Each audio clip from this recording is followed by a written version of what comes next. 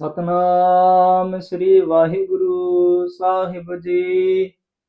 ਇੱਕ ਓੰਕਾਰ ਸਤਨਾਮ ਕਰਤਾ ਪੁਰਖ ਨਿਰਭਉ ਨਿਰਵੈਰ ਅਕਾਲ ਮੂਰਤ ਆਜੂਨੀ ਸੈਭੰ ਗੁਰ ਪ੍ਰਸਾਦ ਜਪ ਆਦ ਸਚ ਜੁਗਾਦ ਸਚ ਹੈ ਭੀ ਸਚ ਨਾਨਕ ਹੋਸੀ ਭੀ ਸਚ। ਗੁਰੂ ਰੂਪ ਗੁਰੂ ਪਿਆਰੀ ਸਾਧ ਸੰਗਤ ਜੀਓ, ਧੰਨ ਧੰਨ ਸਾਹਿਬ ਸ੍ਰੀ ਗੁਰੂ ਗੋਬਿੰਦ ਸਿੰਘ ਮਹਾਰਾਜ ਜੀ ਦਾ ਬਖਸ਼ਿਸ਼ ਕੀਤੇ ਨਾਰਾ ਸਿਰ ਝੁਕਾ ਕੇ ਆਖੋ ਜੀ ਵਾਹਿਗੁਰੂ ਜੀ ਕਾ ਖਾਲਸਾ ਵਾਹਿਗੁਰੂ ਜੀ ਕੀ ਫਤਿਹ। ਆਪ ਸਮੂਹ ਸੰਗਤਾਂ ਸ੍ਰੀ ਸੁਖਮਨੀ ਸਾਹਿਬ ਜੀ ਦੀ ਕਥਾ ਵਿਚਾਰ ਸਰਵਣ ਕਰੇ। ਉਹ ਸਤਿਗੁਰਾਂ ਦੀ ਮਹਾਨ ਕਿਰਪਾ ਹੋਈ ਆ। 12ਵੀਂ ਅਸ਼ਟਪਦੀ ਦੀ ਤੀਸਰੀ ਪੌੜੀ ਦੀ ਕਥਾ ਵਿਚਾਰ ਆਪ ਜੀ ਨੇ ਸਰਵਣ ਕੀਤੀ ਆ।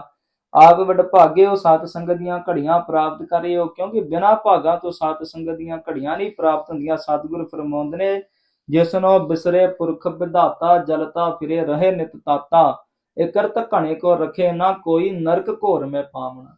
ਜਿਸ ਪ੍ਰਾਣੀ ਨੂੰ, ਜਿਸ ਮਨੁੱਖ ਨੂੰ, ਜਿਨ੍ਹਾਂ ਜੀਵ ਇਸਤਰੀਆਂ ਨੂੰ ਪਰਮੇਸ਼ਰ ਕਾਲ ਪੁਰਖ ਹੀ ਵਿਸਰ ਜਾਵੇ, ਜਿਨੇ ਇਹ ਸਰੀਰਾ ਮੇਰਿਆ ਇਸ ਜਗ ਮੇ ਆ ਕੇ ਕਿਆ ਤੁਧ ਕਰਮ ਕਮਾਇਆ, ਜਿਨਾ ਹਰ ਤੇਰਾ ਰਚਨ ਰਚਿਆ ਸੋ ਹਰ ਮਨ ਨਾ ਵਸਾਇਆ। ਜਿਹੜੇ ਪਰਮੇਸ਼ਰ ਕਾਲ ਪੁਰਖ ਨੇ ਇਹ ਸਰੀਰ ਨੂੰ ਤੇਰੇ ਨੂੰ ਬਣਾਉਣਾ ਕੀਤਾ, ਮਨੁੱਖਾ ਜਨਮ ਦਿੱਤਾ, ਤੂੰ ਉਸ ਨੂੰ ਭੁੱਲ ਗਿਆ। ਤੇ ਸਤਿਗੁਰ ਕਹਿੰਦੇ ਕਿਰਤ ਘਣੇ ਕੋ ਰੱਖਿਆ ਨਾ ਕੋਈ। ਐਸੇ ਕਿਰਤ ਘਣੇ ਬੰਦੇ ਨੂੰ ਕੋਈ ਨਹੀਂ ਰੱਖਦਾ, ਨਾ ਕਿ ਵਿਚੋਲਾ ਬਣਦਾ। ਵਡਭਾਗੇ ਹੋ ਕਿ ਸਤ ਸੰਗਤ ਦੀਆਂ ਘੜੀਆਂ ਪ੍ਰਾਪਤ ਕਰੇ ਹੋ ਤੇ ਲੜੀਵਾਰ ਸ੍ਰੀ ਸੁਖਮਨੀ ਸਾਹਿਬ ਜੀ ਦੀ ਕਥਾ ਵਿਚਾਰ ਸਰਵਣ ਕਰੇ ਹੋ। ਸਤਿਗੁਰਾਂ ਦੀ ਮਹਾਨ ਕਿਰਪਾ ਹੈ। ਤੀਸਰੀ ਪੌੜੀ 12ਵੀਂ ਅਸ਼ਟਪਦੀ ਸਰਵਣ ਕੀਤੀ ਆ। ਆਓ ਅੱਜ ਧੰਨ ਗੁਰੂ ਅਰਜਨ ਦੇਵ ਮਹਾਰਾਜ ਚੌਥੀ ਪੌੜੀ ਦੇ ਵਿੱਚ 12ਵੀਂ ਅਸ਼ਟਪਦੀ ਦੀ ਚੌਥੀ ਪੌੜੀ ਵਿੱਚ ਕੀ ਫਰਮਾਨ ਕਰ ਰਹੇ ਨੇ, ਕੀ ਸਾਨੂੰ ਉਪਦੇਸ਼ ਦੇ ਰਹੇ ਨੇ। ਆਓ ਸਰਵਣ ਕਰੀਏ ਜੀ। ਸਤਨਾਮ ਸ੍ਰੀ ਵਾਹਿਗੁਰੂ ਸਾਹਿਬ ਜੀ। ਜਬ ਲਗ ਜਾਣੇ ਮੁਝ ਤੇ ਕਛ ਹੋਏ, ਤਬ ਇਸ ਕਉ ਸੁਖ ਨਾਹੀ ਕੋਏ। ਜਬ ਲਗ ਜਾਣੈ ਮੁਝ ਤੇ ਕਛ ਹੋਏ। ਸਤਿਗੁਰੂ ਗੁਰੂ ਗਰੀਬ ਨਵਾਜ ਧੰਨ ਸਾਹਿਬ ਸ੍ਰੀ ਗੁਰੂ ਅਰਜਨ ਦੇਵ ਮਹਾਰਾਜ ਜੀ ਫਰਮਾਉਂਦੇ ਹਨ ਕਿ ਜਦੋਂ ਤੱਕ ਇਹ ਜੀਵ, ਇਹ ਮਨੁੱਖ ਇਹ ਜਾਣੇਗਾ ਕਿ ਮੁਝ ਤੇ ਕਛ ਹੋਏ, ਭਾਵ ਕਿ ਮੇਰੇ ਕੋਲ ਸਾਰਾ ਕੁਝ ਹੋ ਰਿਹਾ ਆ, ਜੇ ਇਹ ਜਾਣੇਗਾ ਕਿ ਮੈਂ ਹੀ ਸਾਰਾ ਕੁਝ ਕਰ ਰਿਹਾ, ਤੇ ਸਤਿਗੁਰ ਫਰਮਾਉਂਦੇ ਹਨ ਤਬ ਇਸ ਕਉ ਸੁਖ ਨਾਹੀ ਕੋਏ। ਤੇ ਫਿਰ ਜੇ ਤੇ ਇਹ ਜਾਣੇਗਾ ਕਿ ਮੈਂ ਹੀ ਸਾਰਾ ਕੁਝ ਕਰ ਰਿਹਾ ਤੇ ਜੇ ਮੇਰੇ ਕੋਲ ਹੀ ਸਾਰਾ ਕੁਝ ਹੋ ਰਿਹਾ, ਤੇ ਸਤਿਗੁਰ ਕਹਿੰਦੇ ਤਬ ਇਸ ਕੋ ਸੁਖ ਨਾਹੀ ਕੋਈ। ਫਿਰ ਸਮਝੋ ਕਿ ਇਸ ਕੋਲ ਕੋਈ ਵੀ ਸੁੱਖ ਨਹੀਂ ਆ, ਭਾਵ ਕਿ ਇਹ ਭਟਕਿਆ ਫਿਰ ਰਿਹਾ ਹੈ। ਜਿਵੇਂ ਸਤਿਗੁਰ ਫਰਮਾਉਂਦੇ ਨੇ, ਜਬ ਲਗ ਮੇਰੀ ਮੇਰੀ ਕਰੈ ਤਬ ਲਗ ਕਾਜ ਏਕ ਨਹੀਂ ਸਰੇ, ਭਾਵ ਕਿ ਇਹ ਸੁੱਖ ਨਹੀਂ ਪ੍ਰਾਪਤ ਕਰ ਸਕਦਾ। ਜਬ ਇਹ ਜਾਣੈ ਮੈਂ ਕਿਛ ਕਰਤਾ, ਜਦੋਂ ਇਹ ਜਾਣਦਾ ਹੈ ਮਨੁੱਖ, ਇਹ ਜੀਵ ਜਾਣਦਾ ਕਿ ਮੈਂ ਹੀ ਸਾਰਾ ਕੁਝ ਕਰ ਰਿਹਾ ਤੇ ਜੇ ਮੇਰੇ ਕੋਲੋਂ ਹੀ ਹੋ ਰਿਹਾ ਸਾਰਾ ਕੁਝ, ਤੇ ਸਤਿਗੁਰ ਫਰਮਾਉਂਦੇ ਨੇ ਤਬ ਲਗ ਗਰਭ ਜੋਨ ਮਹਿ ਫਿਰਤਾ। ਜਬ ਇਹ ਜਾਣੇ ਵੀ ਮੈਂ ਕਿਛ ਕਰਦਾ, ਮੈਂ ਹੀ ਸਾਰਾ ਕੁਝ ਕਰ ਰਿਹਾ ਜਾਂ ਮੇਰੇ ਕੋਲ ਹੀ ਕੁਝ ਹੋ ਰਿਹਾ ਹੈ, ਤੇ ਤਬ ਲਗ ਗਰਭ ਜੋਨ ਮੈਂ ਫਿਰਤਾ। ਤਦ ਤੱਕ ਇਹ ਸਤਿਗੁਰ ਫਰਮਾਉਂਦੇ ਨੇ ਕਿ ਮਾਤਾ ਦੇ ਗਰਭ ਦੇ ਵਿੱਚ, ਭਾਵ ਕਿ ਜੰਮਦਾ ਮਰਦਾ ਫਿਰਦਾ ਰਹਿੰਦਾ ਹੈ, ਜੂਨਾਂ ਵਿੱਚ ਭਟਕਦਾ ਰਹਿੰਦਾ ਹੈ।